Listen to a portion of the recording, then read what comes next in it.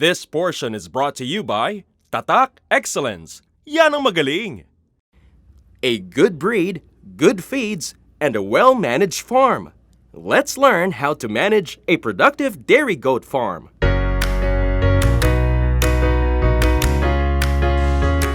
There are three major requirements in dairy goat farming: a good breed, a clean housing, and proper nutrition. There are 5 breeds to consider in choosing your own dairy goat. One of the most popular dairy goat breed is the Anglo-Nubian. Ang mga Anglo-Nubian ay laylay ang tenga at may high-bridged Roman nose. Anglo-Nubians can produce 2 to 3 liters of milk daily for up to 240 days. Second is the queen of dairy goats, the Saanen. Saanens are either white or cream in color and can produce 2 to 4 liters per day for 240 to 260 days. Other breeds are the French Alpine, Toggenburg, and La Mancha, which are newly introduced in the Philippines.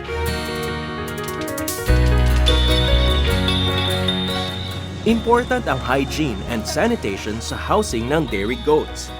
The housing should be elevated. Ito ay para madaling linisin ang mga nalaglag na dumi. The flooring should always be dry and clean.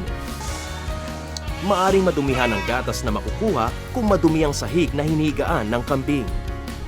The area should be well ventilated dahil very sensitive sa init ang mga gatasing kambing.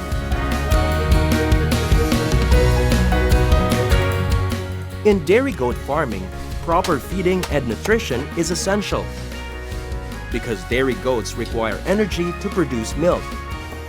It is necessary to provide them lots of grass and legumes to support their milk production. The daily food requirement of dairy goats should be at least 3% of its body weight in dry matter.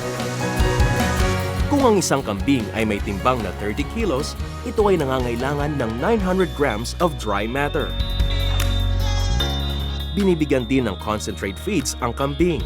Nakadepende ang dami ng feeds sa nakukuhang nutrition ng kambing mula sa pagkain ng damo at legumes.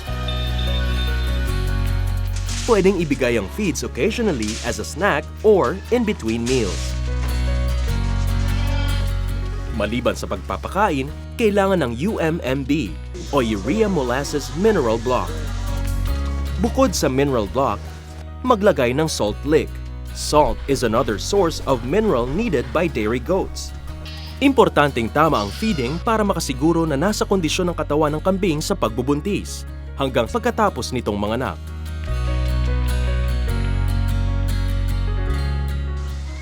Pagkatapos ng 3 months, pwede nang gatasan ang inahing kambing for milk production. Masasabing pununan ng gatas ang dede ng kambing kung ang dede nito ay halos lumalagpas na sa kanya mga binti. Papuntahin ang goats sa kanya-kanyang cubicle. Bigyan ang bawat goat ng feeds. This is necessary so that the attention of each goat is on eating. Before milking the goats, clean the goat's breasts by wiping it one by one with one cloth per breast.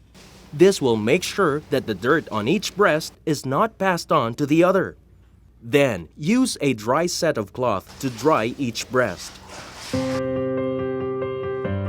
Pagkatapos punasan, squeeze each breast to get the first quarts of milk. This is done to check if there are any signs of abnormalities. When the milk and breasts are checked and clean, they are now ready for milking. Ilagay ang teat cups on each breast to collect the milk into the tanks. Gatasan ng kambing araw-araw sa loob ng 7 months. After the milk collection, wipe each breast with clean cloth. Dip each breast on an iodine solution to prevent infection after milking. Pagtapos na ang lahat, pwede nang pabalikin ang goat sa kanilang pens. Pagkatapos makuha ang milk, isalin ito from the machine to the milk can na may salaan. Takpan ang milk can at dalhin sa processing area.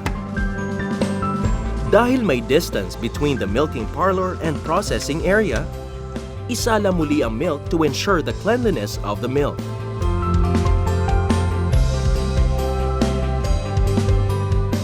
Ang pasteurization ay ginagawa upang maalis ang other bacteria and unwanted substances sa gatas.